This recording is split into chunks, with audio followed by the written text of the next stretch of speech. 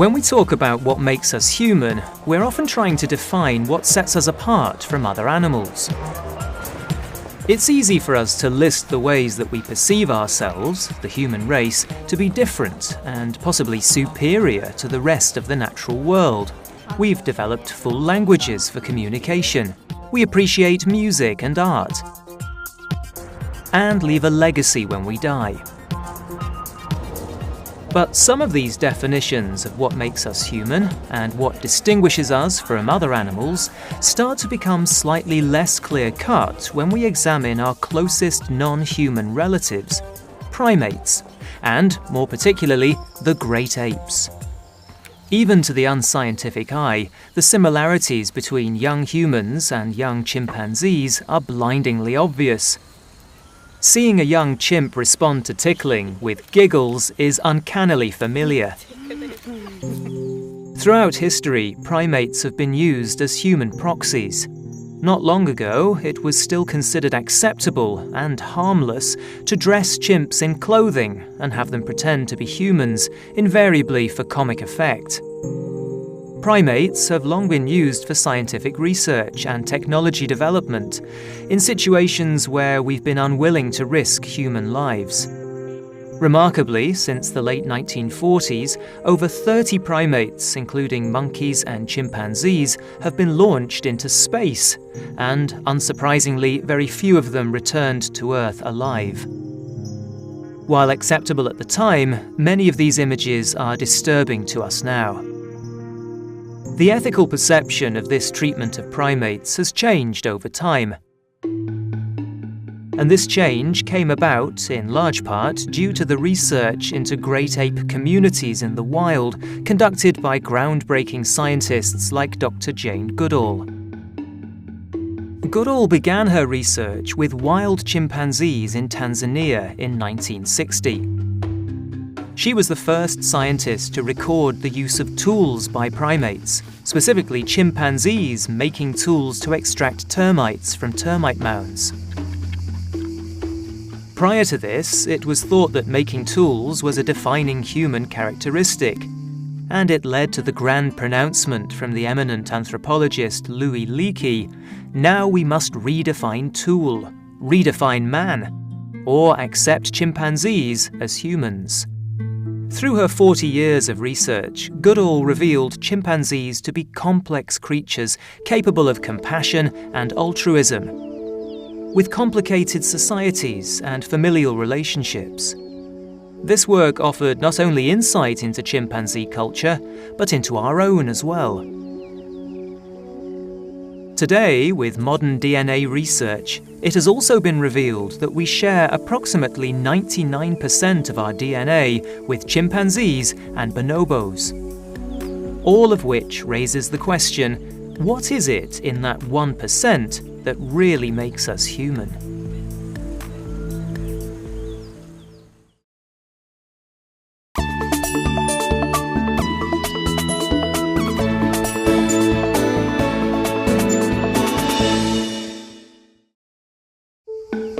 Anthropologist Professor Alice Roberts is fascinated by the similarities and differences between primate and human intelligence. The Max Planck Institute is at the forefront of some groundbreaking work comparing intelligence in humans and in chimps. For the past 9 years, Michael Tomasello has been closely studying this troop, and his work on ape intelligence is casting a fascinating new light on what it means to be human. And when you first started doing this work, were you surprised? Did you find that they were more or less intelligent than you expected them to be? Well, that's the great part, is that they were in some ways more intelligent, and in other ways maybe a little less so. Yeah. They will do some things that will just absolutely surprise you, and you just can't believe they're so clever, and then they'll just turn around and do something that's just kind of thick. We like to think we're the most intelligent species on the planet, but we have to be careful about what exactly we mean by intelligence. The first thing we have to get rid of in thinking about animal intelligence is the idea that there's this ladder of intelligence that goes from low to high, and animals can just be placed on it. It's actually much more complicated than that. Different animals have different intelligences, as it were. So the best memorizers in the world are squirrels and birds that hide their nuts in different locations and can remember dozens and dozens and dozens of locations, more than we can. Oh, I was going to say, so when you say best memorisers in the world, that includes us. That includes us, comparison. absolutely. Yeah. In the case of apes, what we think is that they're especially good at cognizing things about the physical world and understanding space and causal relations, like when using tools, what causes something to move and whatever. They're very good at that, and basically they're not that different from human children in that kind of understanding. Michael's colleague Daniel Hannes has invited me to try my hand at solving a problem that they regularly give to chimpanzees. You can just do whatever you want to retrieve the peanut. My task is to get the peanut out of the tube using anything that comes to hand. I wonder if I could use the chain somehow, and the teaspoon. That's going to be really difficult, I think. We'll never get it out again. I don't think that's the right thing to do.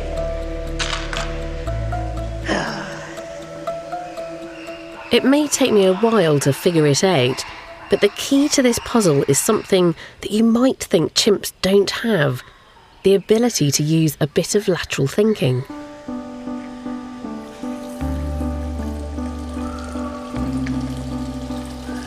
Yes! Here it comes. Yeah!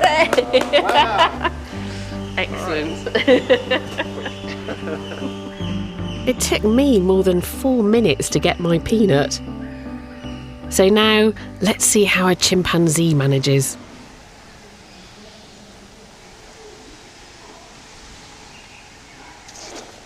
Oh, look, he's doing it. It's just really clever. It really is, watching this chimp doing that. And he doesn't have a bottle of water like I had. He's got to think about how to get the water in there. He takes some from his drinking bottle into his mouth and then he spits it out in the tube. There's another mouthful of water gone in and it's almost there. It must be so frustrating. Oh! Yeah! He's done it! He's done it! Somehow, these huge brains that we've got encapsulate the main differences between ourselves and our closest cousins. Because look at these chimpanzees. They're naked and hairy. They're not wearing clothes. They're not talking about me. They're not sketching me. So there are some really massive differences between us and them, which must come down in some ways to what is going on inside this huge organ in our heads.